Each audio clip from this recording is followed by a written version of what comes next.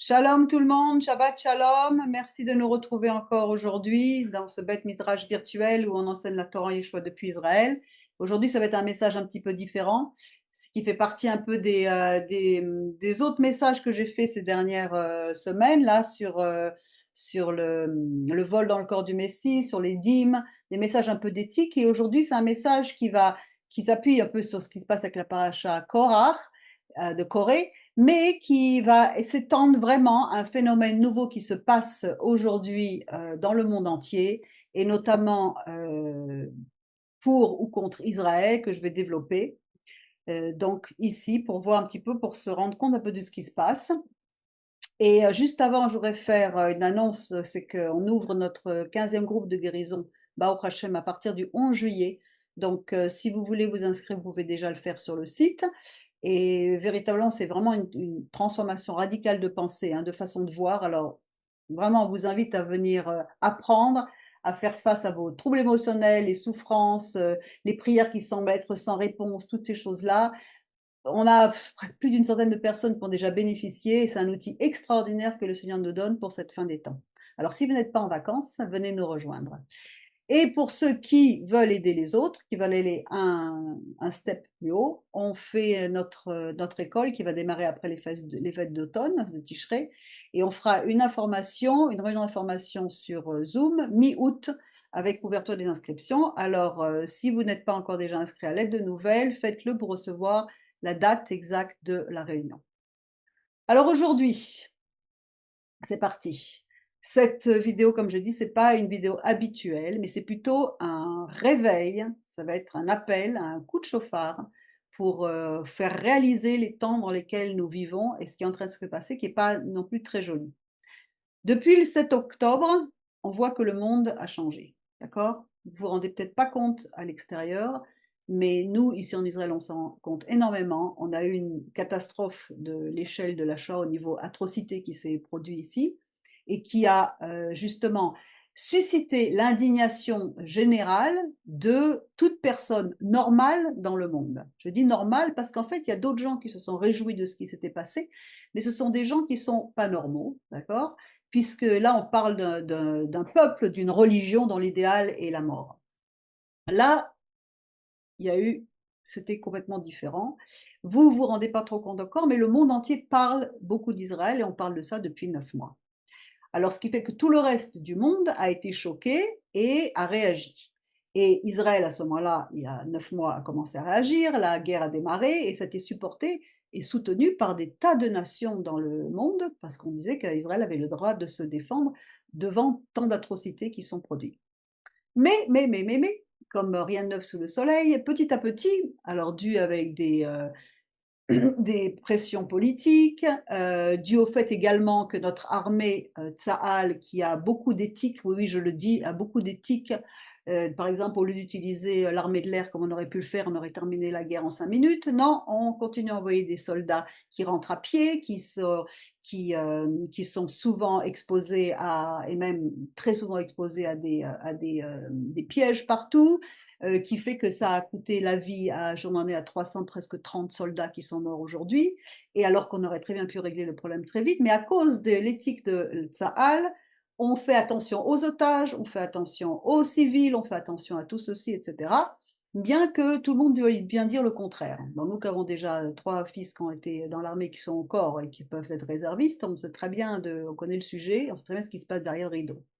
Alors le club pays est en deuil depuis le 7 octobre, et c'est pas fini, d'accord? Tous les jours, on enterre malheureusement des jeunes de 19-20 ans qui donnent leur vie pour le pays, et nos hôpitaux sont remplis de blessés, d'handicapés, qui ont plus de jambes, qui ont plus d'yeux, qui ont plus de ceci, etc. Tout ça pour essayer de faire quelque chose de propre, relativement propre, parce que dans une guerre, c'est jamais tout à fait propre, mais pour pouvoir aller sauver des otages qui sont dans les mains de ces sauvages depuis 9 mois.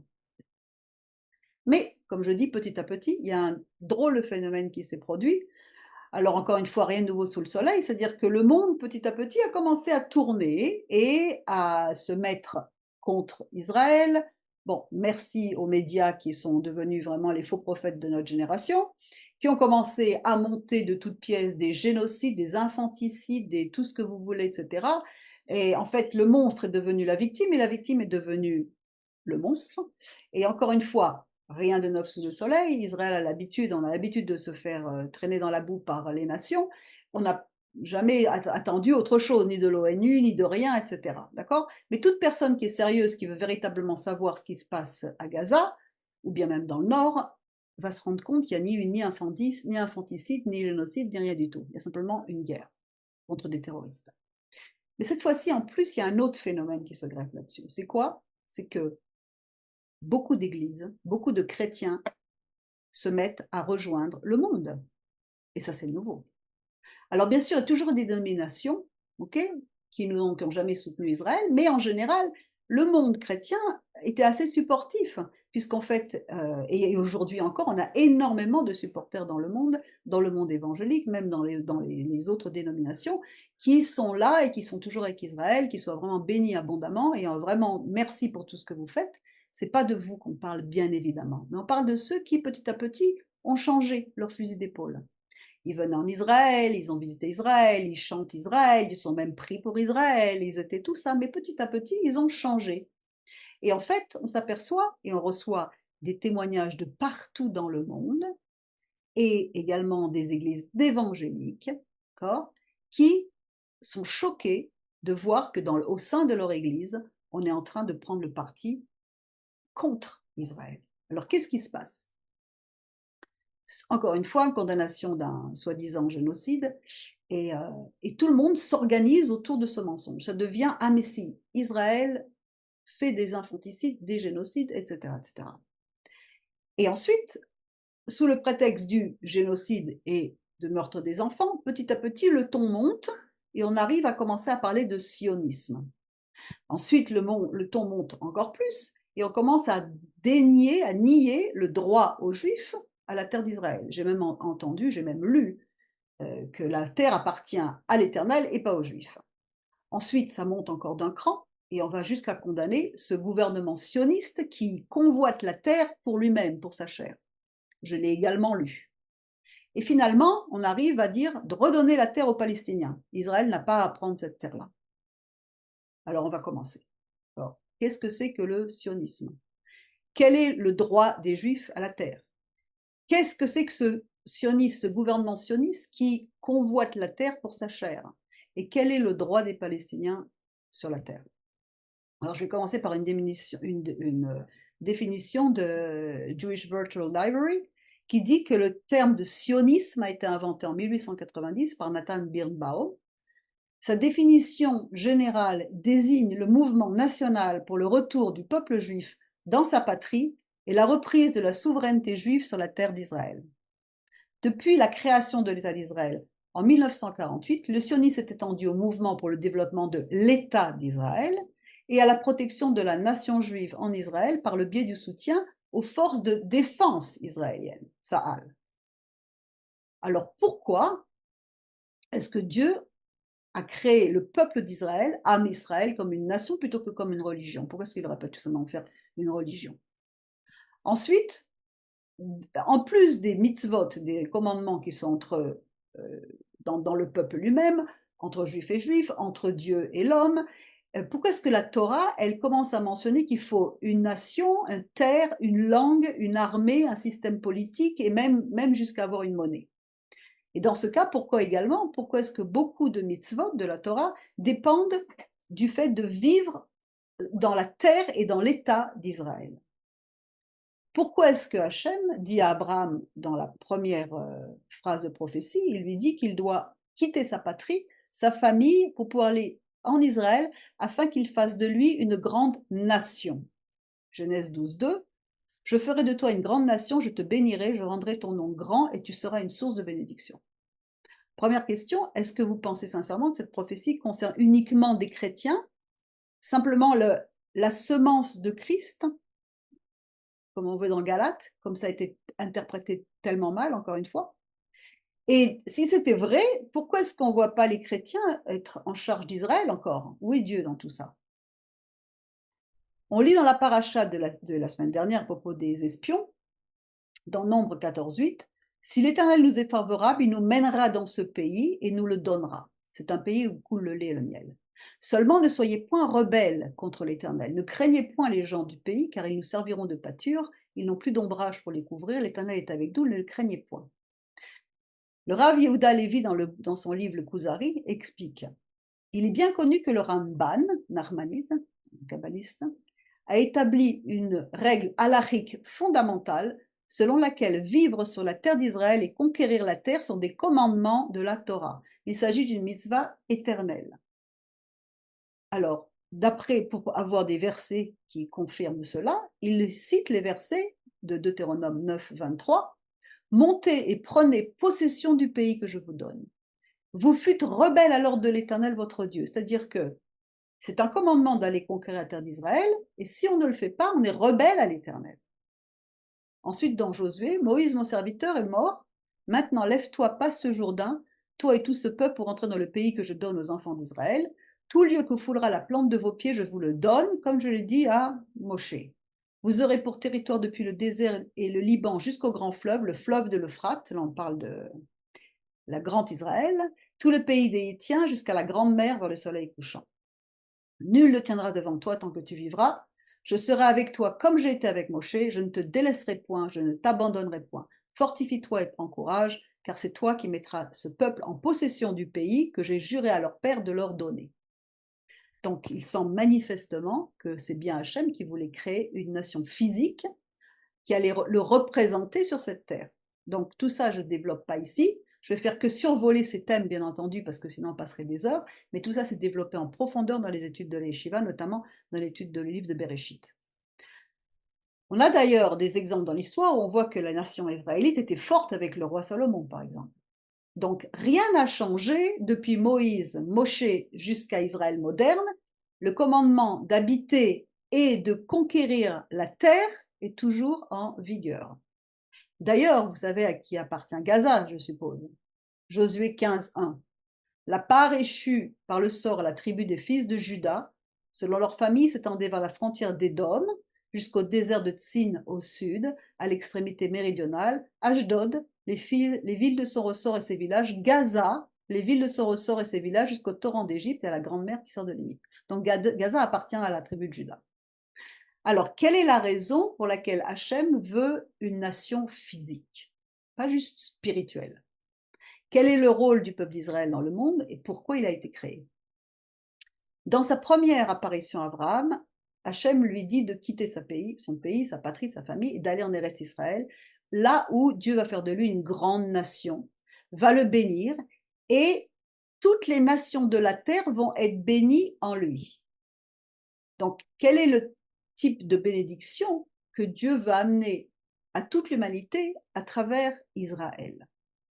Le Rav Kook, maintenant, dans son livre Oroth, explique cela de manière très belle. Avec la première éclosion de cette nation, la nation qui a su faire appel à l'idéal clair et pur de Dieu, on parle d'idéal là, pour l'instant on n'est pas encore dans l'idéal, on va vers l'idéal. La nation qui a su faire appel à l'idéal clair et pur de Dieu, alors même que le monde était fortement dominé par le paganisme, dans toute sa sauvagerie impure, le désir de Dieu s'est révélé d'établir une grande communauté qui va observer la voie d'Hachem en faisant preuve de bonté et de justice. Genèse 18, 19, l'idéal, toujours, je parle de l'idéal, la situation dans laquelle nous vivons, et même dans nos propres vies, nous n'avons pas encore atteint notre idéal. Personne ne l'a atteint, ni Israël, ni nous, ni rien du tout. Mais on y va. Genèse 18, 19, car je l'ai choisi afin qu'il ordonne à ses fils et à sa maison après lui de garder la voie de l'Éternel, en pratiquant la justice et la droiture, et qu'ainsi l'Éternel accomplisse en faveur d'Abraham les promesses qu'il lui a faites. Donc Abraham avait la fonction, l'appel de proclamer le nom de l'Éternel sur la terre de Canaan qui devait devenir Israël. Il devait racheter la terre d'Israël. Afin de combler ce désir, ce souhait, la communauté devait justement avoir un état politique et social.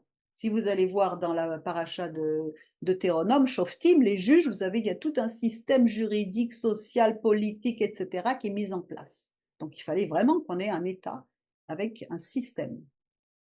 Et comme dit, une nation, un trône, à l'époque des rois, aujourd'hui c'est un autre statut, afin de pouvoir faire une nation sage, une grande nation, comme est dit dans Deutéronome 4:6. Vous les observerez et vous les mettrez en pratique, car ce sera là votre sagesse, Chokhmah, votre intelligence Bina, là on fait référence aux attributs de Dieu sur l'arbre de vie, aux yeux des peuples qui entendront parler de toutes ces lois et qui diront: cette grande nation est un peuple absolument sage et intelligent, c'est-à-dire Chokhmah et Bina. Gouverné par la loi de l'objectif divin qui anime la nation et la terre d'Israël et par sa lumière vivante. Donc c'est le Rav Kook. Donc on revient à la prophétie qui a été donnée à Abraham. Donc ça c'est dans la paracha Lech Lecha que je reprends. Abraham reçoit 7 bénédictions qui correspondent aux 7 mentions du mot Tov dans le récit de la création, bon avec la lumière.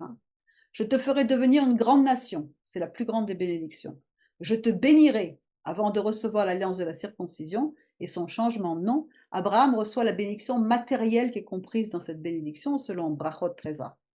Je rendrai ton nom grand, c'est-à-dire que du nom Avram, patriarche d'Abraham, il va changer en Abraham, patriarche du monde entier. Tu seras une bénédiction, les gens vont se bénir du nom d'Abraham. Je bénirai ceux qui te béniront. Une bénédiction va engendrer une bénédiction. Je maudirai ceux qui te maudiront, c'est la protection. Et en toi seront bénies toutes les familles de la terre, c'est-à-dire que toutes les familles de la terre vont avoir une bénédiction spéciale par Abraham. La protection et la prospérité, Genèse 12:2, je te ferai devenir une grande nation, je te bénirai, je rendrai ton nom grand, tu seras une bénédiction. Une bénédiction éternelle. L'expression qui dit je te bénirai, ve'avarecha, apparaît une seconde fois en relation avec l'Éternel lui-même, une bénédiction donnée à Dieu. Elle est éternelle comme celle d'Abraham. Dans le psaume 145, il dit: je t'exalterai mon Dieu au roi et je bénirai, ve'avarecha, ton nom à toujours et à perpétuité. Donc les deux mots sont associés là pour dire que c'est éternel. Bénir les peuples, tu seras une bénédiction. Alors là, il y a différentes interprétations. Soit le pouvoir de bénir sera dans la main d'Abraham, soit les peuples se rassemblera autour d'Abraham pour recevoir la bénédiction. La bénédiction reposera sur tout ce qu'il entreprendra. Devenir une bénédiction pour les autres en les ramenant à la foi au Dieu unique. Comme on dit dans Galates 3:9, c'est pour ça ceux qui croient sont bénis avec Abraham qui a cru. Ceux qui seront bénis, c'est ceux qui vont accepter l'enseignement d'Abraham, et ceux qui vont être maudits, ce sont ceux qui vont refuser sa doctrine. Et en plus, on a le mot bénédiction, bracha. Ça s'écrit de la même façon que le mot bassin ou piscine ou un contenant. Brecha, c'est une piscine. Et le Midrash nous dit, tu vas être une bénédiction bracha, mais ne lisons pas bracha, lisons brecha. Tu vas être un réservoir d'eau, de même que le réservoir rend purs les impurs, tu rapprocheras les éloignés et tu les purifieras pour leur Père qui est aux cieux, en les faisant passer par un mikvé, Midrash Rabbah. C'est-à-dire qu'Abraham serait le récipient contenant la pureté de la doctrine, dans lequel les gentils viendraient, et Éphraïm qui rentre, se plonger pour être lavés de leur passé idolâtre. Et d'ailleurs, les prosélytes devaient toujours passer jusqu'à aujourd'hui par un tbila, qui n'est pas un baptême comme c'est traduit, mais c'est une immersion qui se fait sans que personne ne touche, c'est une véritable immersion. Pour leur conversion jusqu'à aujourd'hui, ça se passe. Hébreux 10:22, approchons-nous avec un cœur vrai, en pleine assurance de foi, ayant les cœurs par aspersion purifiés d'une mauvaise conscience et le corps lavé d'eau pure. Romains 6, ignorez-vous que nous tous qui avons été baptisés pour le Messie Yeshua, nous avons été baptisés pour sa mort, nous avons donc été ensevelis avec lui par le Tbila pour la mort, afin que comme le Messie a été ressuscité d'entre les morts par la gloire du Père, nous ainsi nous marchions en nouveauté de vie. Mais en plus, et en toi seront bénies toutes les familles de la terre, c'est écrit Nevrechu, qui a la même racine que bracha, donc ça a été traduit en toi seront bénis, mais en fait la forme grammaticale de Nivrechu, qui est réflexive, elle est utilisée, donc qui est utilisée pour la conjugaison de ce verbe ici, elle a fait l'objet de nombreux commentateurs parce qu'elle n'est pas du tout habituelle. La racine de ce mot, ça signifie bénédiction, mais excepté dans notre verset, elle n'est utilisée nulle part sous cette forme. Par contre, cette racine, elle forme un autre verbe qui utilise couramment cette forme grammaticale, mavrir, nivrechu, c'est-à-dire, ce verbe signifie dans ce cas-là greffer, mélanger. C'est-à-dire qu'en fait, si on relit ce qui est donné à Abraham, il est dit « Et en toi seront greffées toutes les familles de la terre ». Alors on commence à comprendre un peu mieux. Et d'ailleurs, la tradition enseigne que tous les prosélytes font intégralement partie de la maison d'Israël. Ils peuvent même jusqu'à les dire qu'ils ont traversé, que leurs ancêtres ont traversé la mer Rouge quand ils sont greffés en Abraham. Cette semence, bien entendu, c'est là qu'on revient au verset de Galate, qui est restée fidèle et juste, elle se trace jusqu'au Messie Yeshua, qui a permis aux gentils à Éphraïm de venir se greffer ou de se regreffer sur Israël dans le cas d'Éphraïm. Romains 11, 17. Or, si quelques-unes des branches ont été arrachées, et si toi qui étais un olivier sauvage, tu as été hanté au milieu d'elles, je rectifie la traduction ici, et est devenu coparticipant de la racine de la graisse de l'olivier. Donc ici, c'est-à-dire qu'ils ont été, on n'est pas remplacé à la place, comme c'est écrit dans Louis II, mais c'est David Stern qui le traduit très justement, au milieu d'elle. Et il s'agit d'un olivier fin d'olivier. C'est-à-dire qu'en fait, c'est le même arbre, donc c'est Éphraïm qui rentre à la maison. Tout ça, c'est détaillé dans les études, je ne vais pas le faire ici. Maintenant, puisqu'on a cette promesse, on a à la fois Abraham, qui est quelqu'un de physique, du moins le peuple de Juif va sortir, le peuple d'Israël physique, et la semence également spirituelle, on va savoir comment est-ce que Dieu va s'équiper, va s'y prendre pour équiper Abraham. On le voit dans Genèse 12, et l'Éternel avait dit à Abraham, va-t'en de ton pays, de ta parenté, de la maison de ton père, dans le pays, Aretz, que je te montrerai.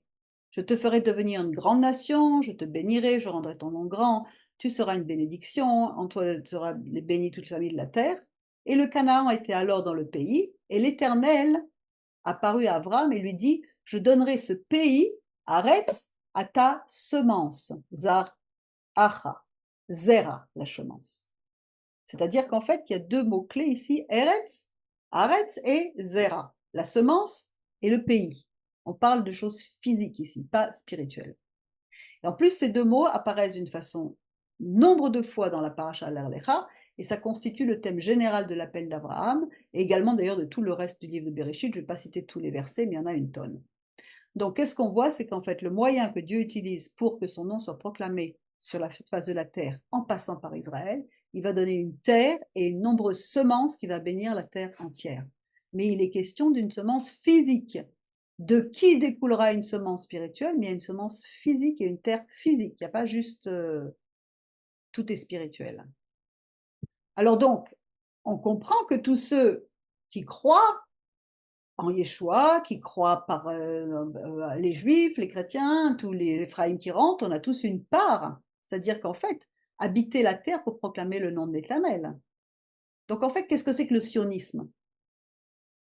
Donc, d'après la nature comment on dit, laïque du sionisme, le retour en Eretz Israël, dans ces derniers temps, a été largement promu par des grands sages, en commençant par le Gaon de Vilna, le Baal Shem Tov, et en fait, le sionisme a dérivé, a pris sa racine de toutes ces choses-là.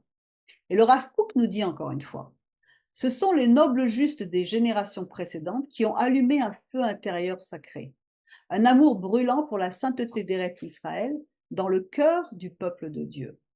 Grâce à leurs efforts, des individus se sont rassemblés sur la terre désolée. La terre était vide. Jusqu'à ce que des zones importantes deviennent un jardin d'Éden et qu'une grande importante communauté de tout le peuple d'Israël s'installe sur notre terre sainte. Pendant 2000 ans, la terre est restée désolée, occupée par différents peuples, dont entre autres des chrétiens, qui ont, même s'ils étaient la semence de Christ, ils n'en ont rien fait, des musulmans également qui n'ont rien pu faire. Pourquoi est-ce qu'ils n'ont rien pu faire? Parce que cette terre possède un statut particulier. En effet, si la Torah n'est pas mise en pratique sur cette terre, elle ne donne pas son produit. C'est ce qui s'est passé pendant 2000 ans. Comme c'est écrit dans Lévitique 26, 20, votre force s'épuisera inutilement, votre terre ne donnera pas ses produits, et les arbres de la terre ne donneront pas leurs produits. C'est pourquoi les cieux, et dans Agé 1,10, les cieux vous ont refusé la rosée et la terre a refusé ses produits. Il a fallu attendre le retour progressif des Juifs à la fin du 19e siècle. Donc c'était une des premières aliyas. Ensuite, suivi par d'autres aliyas, il y a eu 5 aliyas. Il y a eu d'abord les Juifs religieux qui sont venus à la fin du 19e siècle, et après il y a eu 5 aliyas, jusqu'à la création de l'État d'Israël en 1948. Et là, à ce moment-là, la prophétie s'est réalisée en 1948 avec la déclaration de l'indépendance, Ésaïe 66, 8. Qui a jamais entendu pareille chose? Qui n'a jamais rien vu de semblable? Un pays peut-il naître en un jour? Une nation est-elle enfantée d'un seul coup? À peine en travail, sionisme, a enfanté ses fils. Alors pourquoi un État d'Israël? Et pourquoi est-ce qu'il a fallu qu'il soit laïque, comme ça a été le cas avec Ben Gurion? Parce que quand Ben Gurion a proclamé l'indépendance, dans la déclaration d'indépendance, le nom de Dieu n'apparaît pas. Il a été écrit le rocher. C'était vraiment des laïcs. Et oui, effectivement, le sionisme a inclus des juifs qui étaient laïcs. La première alia a été faite par des jeunes qui avaient laissé toute la Torah et toutes ces choses, mais qui sont venus rebâtir le pays. Donc, en fait, le Rav Kook nous répond de deux façons, encore une fois, il nous dit, cependant, le sionisme laïque ne peut apporter qu'une reconstruction matérielle du peuple juif dans sa patrie. Tous ces jeunes qui sont venus avec Aliyah Rishona, la première Aliyah, ils sont venus construire le pays. Le renouveau complet de la nation ne se reproduira que lorsque le sionisme sera restauré dans sa sainteté originelle. Le nationalisme laïque peut être souillé par de nombreuses souillures, dissimulant de nombreux esprits malveillants, mais nous ne réussirons pas à expulser ce mouvement de l'âme de la nation. Au contraire, nous devons énergiquement le ramener à sa source, élever et le combiner avec la sainteté originelle dont il émane. C'est-à-dire qu'en fait, il est en train de nous dire qu'il y a une étape après une étape. Même si le sionisme n'est pas encore arrivé à sa sainteté, le succès de la reconstruction de l'État d'Israël physique est dû à une préoccupation non sectaire pour l'ensemble du peuple juif. Et il a servi de correction pour ramener tous les juifs de tous bords en Israël. Et d'ailleurs, le Rav Kook a appelé la première alia laïque sioniste, donc, il l'a appelé, donc avec tous ces jeunes, la génération l'âne du Messie. C'est-à-dire que l'âne, c'est le chomer, ça veut dire le matériel. Ils étaient là, ils amènent le Messie, mais déjà, il fallait que le chomer soit là, le matériel. On construit déjà le pays. Donc, l'idéal n'a pas encore été atteint en 1948, ni en 1967, ni en 2024, mais il y va, parce que ça vient de Dieu. Ézéchiel 20, 41. Je vous recevrai comme un parfum d'une agréable odeur, quand je vous aurai fait sortir du milieu des peuples et rassembler des pays où vous êtes dispersés. Je serai sanctifié par vous aux yeux des nations. Vous saurez que je suis l'Éternel quand je vous ramènerai dans le pays d'Israël, dans le pays que j'avais juré de donner à vos pères.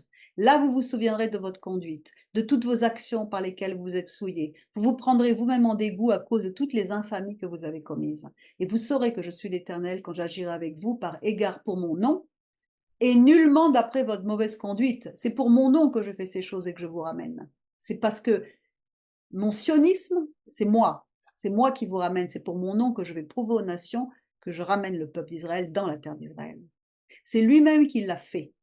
Et il continue à ramener des gens en terre d'Israël. Depuis 25 ans, pour la première fois depuis 2800, depuis 2800, plus de 2800 années, pardon, maintenant, pour la première fois, on arrive à être plus de juifs en terre d'Israël qu'à l'extérieur. On est plus de 7 millions. Rassemblement des exilés, prophétisez encore. Je vous relisez Ézéchiel 36, je vais lire que des petits passages, ça parle à propos des territoires occupés pas par nous, mais par eux. Ézéchiel 36, ça parle de la Judée et de la Samarie. Ils appartiennent à Hachem, c'est lui qui a placé les Juifs aujourd'hui dans ces collines en attendant qu'Éphraïm rentre aussi. Ézéchiel 36, 1. Et toi, fils de l'homme, prophétise sur les montagnes d'Israël. Tu diras, montagne d'Israël, écoutez la parole de l'Éternel. Ainsi parle le Seigneur l'Éternel, parce que l'ennemi a dit sur vous, haha, ces auteurs éternels sont devenus notre propriété. Ce qui fait que quand on circule, effectivement, on les voit partout.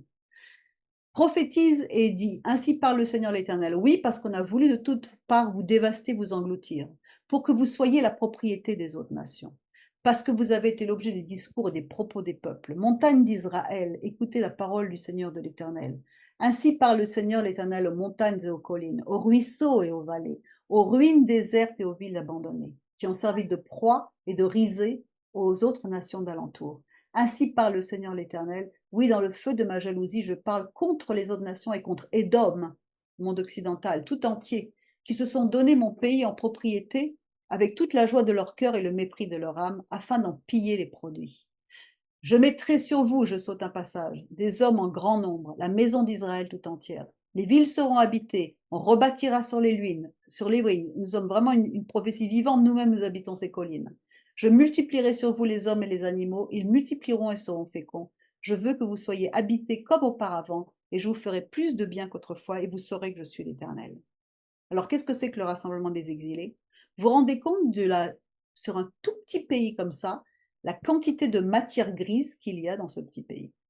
Est-ce qu'on est en train de réaliser que la bénédiction de Hachem est avec Israël, ce minuscule morceau de terre avec des réalisations super high-tech, des militaires industriels? Est-ce que vous croyez que c'est à cause des sionistes qui sont super intelligents?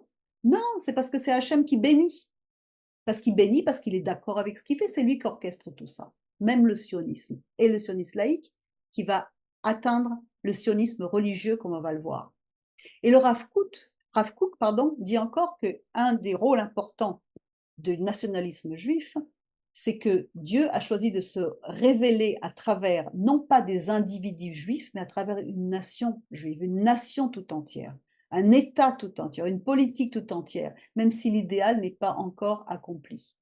Qui a entendu pareille chose, qui a vu de rien semblable? Un pays peut-il naître un jour?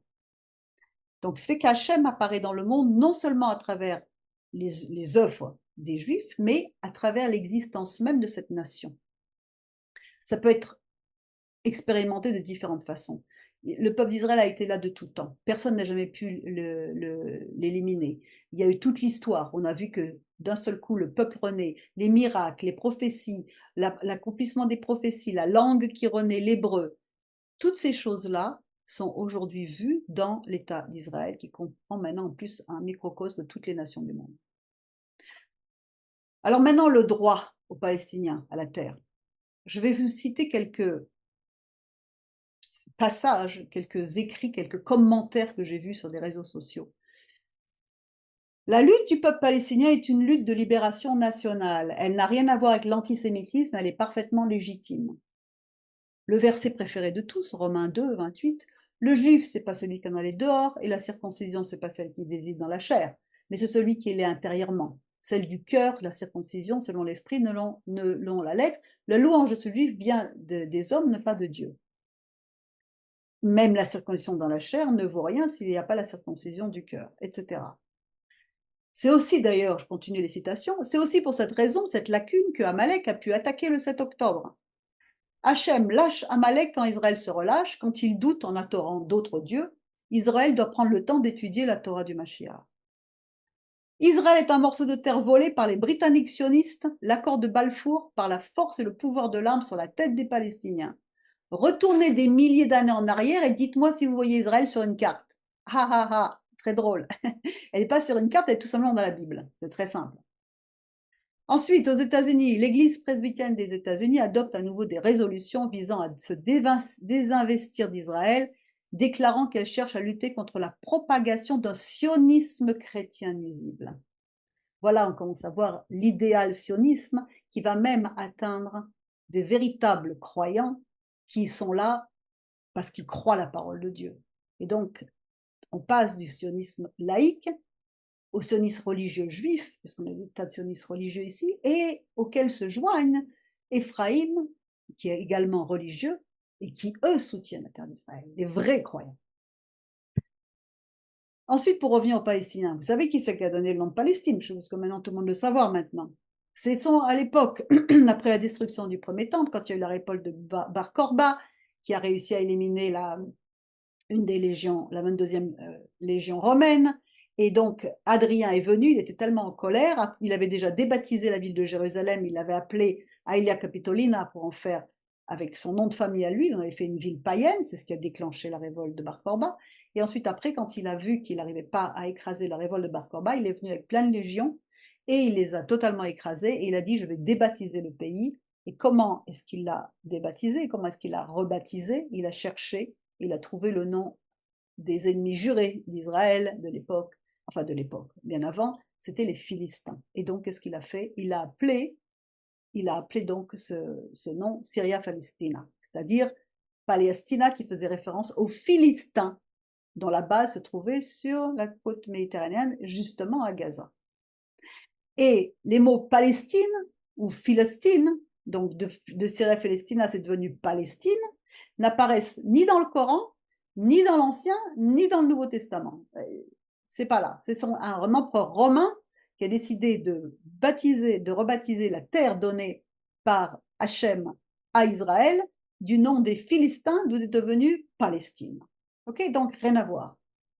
Après la guerre de 1948, l'historien Benny Morris note que les Arabes de Palestine n'étaient même pas appelés encore Palestiniens. En réalité, la création délibérée du peuple palestinien en tant qu'entité distincte en 1967 et du groupe politique connu sur l'OLP avec Yasser Arafat en 1964 avait uniquement pour objectif de détruire un État juif souverain, la seule démocratie dans tout le Moyen-Orient, et légalement mandaté, puisqu'il avait été reconnu par les nations. Et de plus, c'est un pays qui ne peut même pas être prononcé par la langue arabe elle-même, puisqu'il n'y a pas de peu dans leur langue. Ils disent Palestine. Donc, en plus, ils ne savent pas prononcer leur pays, soi-disant leur pays. Alors maintenant qu'on a brièvement répondu à toutes ces questions, on va voir pourquoi les chrétiens ne soutiennent plus ça. Une partie des chrétiens. Et je vais vous lire un passage d'Ézéchiel de nouveau. Ézéchiel 34. Comme un pasteur inspecte son troupeau. D'ailleurs, je vous dis ça, Ézéchiel a été le prophète de la galoute de Juda. D'accord? Donc il est très précis sur cette fin des temps, parce qu'en fait, ils étaient en exil pour rentrer par la suite. Comme un pasteur inspecte son troupeau quand il est au milieu de ses brebis éparses. Ainsi, je ferai la revue de mes brebis. Un pasteur ou un berger, c'est écrit en hébreu, roé. Et je les recueillerai de tous les lieux où elles ont été dispersées au jour des nuages et de l'obscurité. Je les retirerai d'entre les peuples, je les rassemblerai des diverses contrées, je les ramènerai dans leur pays, et je leur ferai paître sur les montagnes d'Israël, le long des ruisseaux et dans tous les lieux habités du pays. C'est fait. Je les ferai paître dans un bon pâturage, et leur demeure sera sur les montagnes élevées d'Israël. C'est fait. Là, elle reposera dans un agréable asile, elles ont de gras pâturages sur les montagnes d'Israël. C'est moi qui ferai paître mes brebis, c'est moi qui les ferai reposer. Je chercherai celle qui était perdue, je ramènerai celle qui était égarée, je penserai celle qui était blessée, je fortifierai celle qui est malade. Et en ce moment, on a encore plus besoin que jamais de cette consolation. Mais je détruirai celles qui sont grasses et vigoureuses, je veux les paître avec justice. Et vous, mes brebis, ainsi parle le Seigneur l'Éternel. Voici, je jugerai entre brebis et brebis, entre bélier et bouc. L'arbre des champs, entre brebis et bouc. L'arbre des champs donnera son fruit, la terre donnera ses produits. D'ailleurs, c'est ce qui a fait dire au Rav Kook que quand vous verrez la terre d'Israël redonner son fruit, vous savez que la Géoula est proche. C'est-à-dire qu'à la fin du 19e siècle, quand les juifs religieux sont venus et que la terre a commencé à redonner son fruit parce qu'il l'a cultivé avec les commandements de la Torah, le Rav Kook a déclaré, voilà, nous sommes à la fin de l'exil, la Géoula est proche. Elles seront en sécurité dans leur pays, ça c'est l'idéal, elles sauront que je suis l'Éternel. Quand je briserai les liens de leur joug, je les délivrerai de la main de ceux qui les asservissaient. Elles ne seront plus au pillage parmi les nations, les bêtes de la terre ne les dévoreront plus, elles habiteront en sécurité et il n'y aura personne pour les troubler.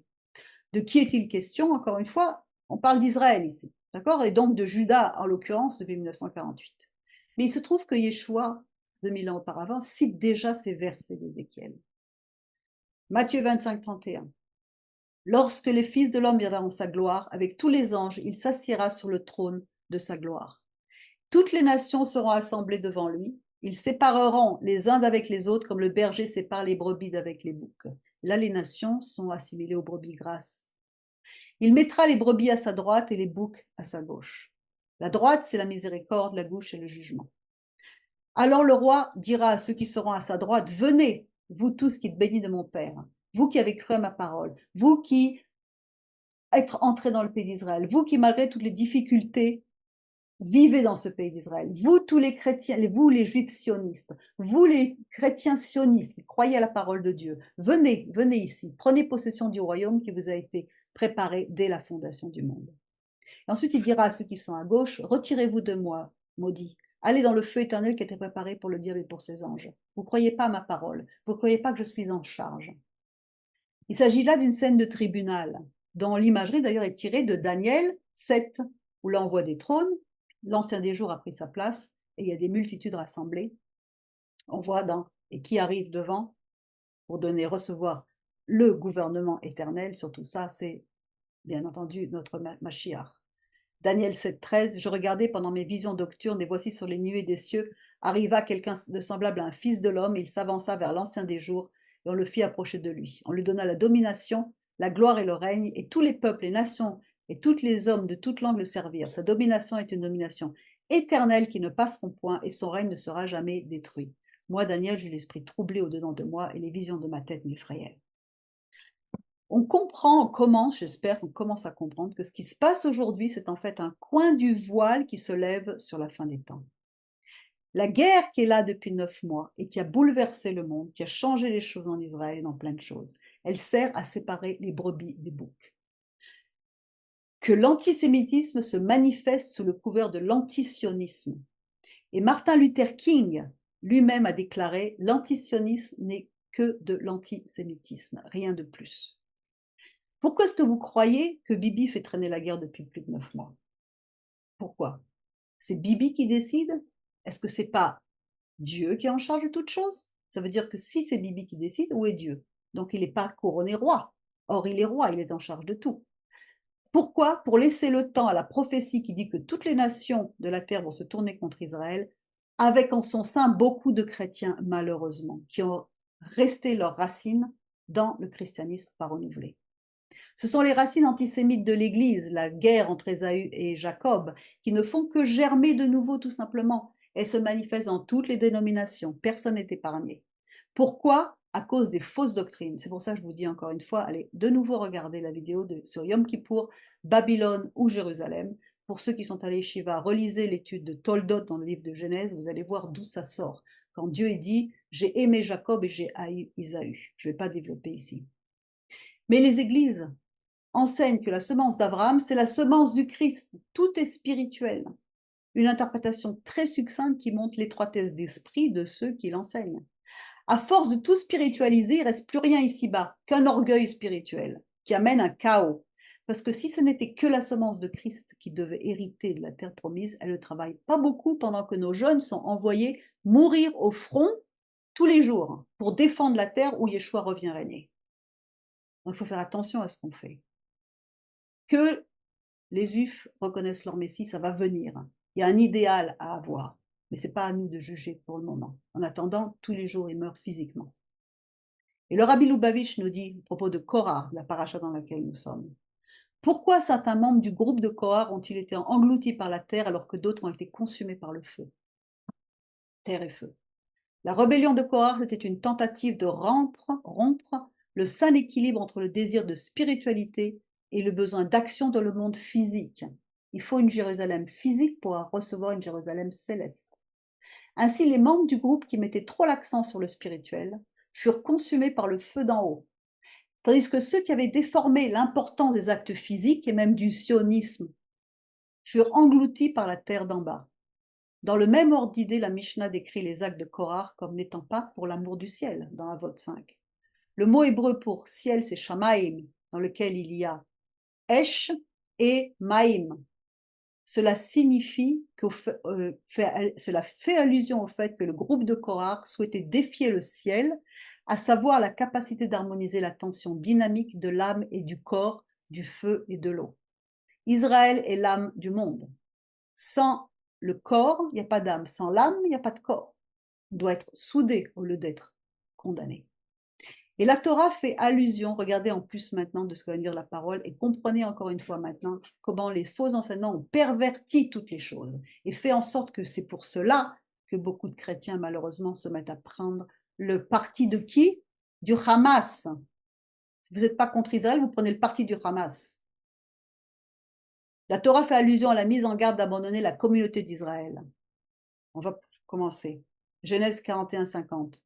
Et avant que vint l'année de la famine, il naquit à Yosef 2 fils. Ou les Yosef, c'est écrit en hébreu. C'est-à-dire que c'est avant les années de famine que Yosef engendre ses fils. Pourquoi? Parce que le Talmud nous explique que Yosef et sa femme s'abstinrent de relations maritales pendant tout le temps de détresse qu'il y avait afin de compatir avec le peuple. Même chose quand il y avait l'arche de Noé. Les enfants leur ont été nés avant la période de famine. Et donc ce mot ou les Yosef apparaît une autre fois dans la parole, dans le verset de Deutéronome 33:13, et de Yosef, ou les Yosef, il dit, son pays soit béni par l'Éternel de ce qu'il y a de plus précieux au ciel, de la rosée, de tout ce qui vient des profondeurs qui gisent si bas. Et les sages commentent ainsi. Qui se joint à l'assemblée dans son temps de détresse méritera de voir son temps de réjouissance. Autrement dit, parce que Yosef participa aux souffrances du peuple, lorsque la terre était stérile, il obtiendra la bénédiction de sa propre terre. Mais cet enseignement va encore plus loin, parce qu'il est question de ne pas quitter l'assemblée d'Israël. Le texte d'origine est tiré dans Pirkei Avot, Maxime des Pères, dans la Mishnah 4. Hillel dit « Ne te sépare pas de la communauté ». Rashi commente en disant « Ne te sépare pas de la communauté, mais associe-toi à elle dans sa détresse, afin de te réjouir par la suite dans sa délivrance. » Comme il est écrit dans Ésaïe 66, 10, « Réjouissez Jérusalem et exultez en elle ». Les sages dirent dans le dernier chapitre de Ta'anit 30b que qui ne s'associe pas à la communauté au moment de son deuil, au moment de ses souffrances, ne verra pas la consolation de celle-ci, ne connaîtra jamais un signe de bénédiction. Et qu'est-ce qui se trouve que la Brit Hadasha, le Nouveau Testament, reprend ce texte, parce qu'il est bien évident que la Brit Hadasha a été écrite par des Juifs qui s'adressaient à des Juifs et les nations devaient venir apprendre ce que les Juifs enseignaient. Hébreux 10, 25, n'abandonnons pas notre assemblée, épisynagogue, comme c'est la coutume de quelques-uns, mais exhortons-nous réciproquement, et cela d'autant plus que vous voyez s'approcher le jour, la fin des temps. Dans le texte d'Hébreux, il est question de prendre soin les uns des autres. Hébreux 10, 24, veillons les uns pour les autres pour nous inciter à l'amour et aux bonnes œuvres. Le mot assemblée, dans la Bible, ce mot désigne l'unité politique que constituaient les Israélites, hommes, femmes et enfants. Toute une sorte de verset. Le groupement du peuple, surtout dans un but religieux, où la communauté convoquée est réunie pour le culte. Nombre 17, 16, 3, 19, 20, Josué 8, 35, Juge 22, des tonnes de passages. Il y a lieu de préciser à ce propos l'usage dans le texte grec des deux mots, épisynagogue et ecclésia, qui veut dire église, qui s'utilisent de la même façon, et la Septante les utilisait déjà presque indifféremment pour traduire les termes hébreux de assemblée. Et le terme qui est utilisé dans la Brit Hadasha pour église, ecclésia, ou synagogue, c'est le mot que la Septante utilise pour traduire l'assemblée Kehal d'Israël, la maison d'Israël. 1 Roi 8, 14. Et le roi tourna sa face et bénit toute la congrégation Kehal, ou Ecclésia d'Israël. Et toute la congrégation d'Israël était debout. Et il y a des tonnes de versets comme ça. Donc il n'est pas question dans ce passage de quitter son église locale sous peine d'excommunication, mais de soutenir l'Assemblée d'Israël en son temps de détresse, afin de se réjouir avec elle au temps de sa visitation.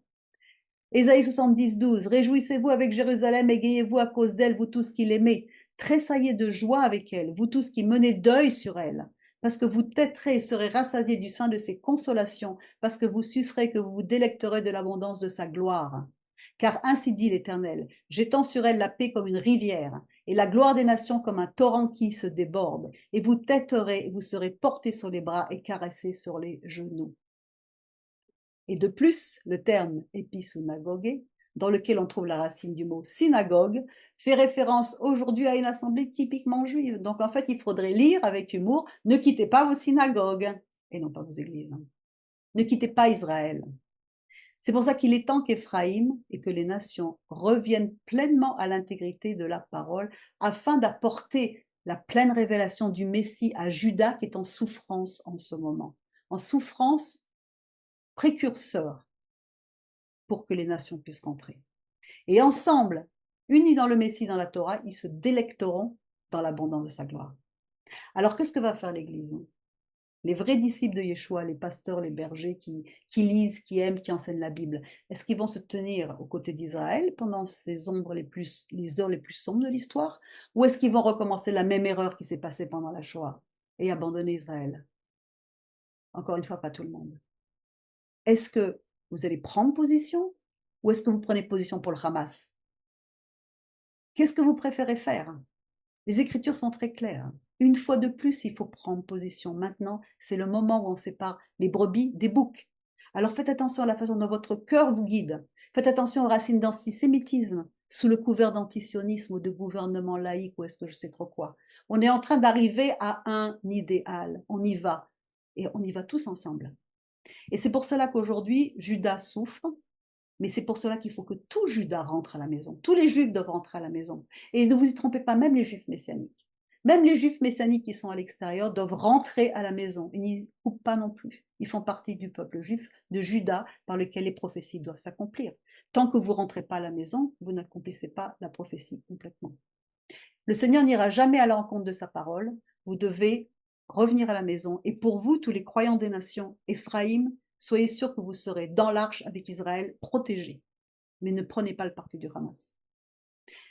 Et je veux juste terminer par cette phrase. Celui qui est attiré par les secrets de la Torah est attiré par la terre d'Israël. Ça, c'est dans le Bal HaSulam qui nous dit ça. Donc, si vous êtes attiré par la Torah, si vous êtes attiré par la parole de Dieu, vous serez attiré par la terre d'Israël. Si vous ne l'êtes pas, vous n'êtes pas attiré par la terre d'Israël et vous allez automatiquement passer du côté gauche.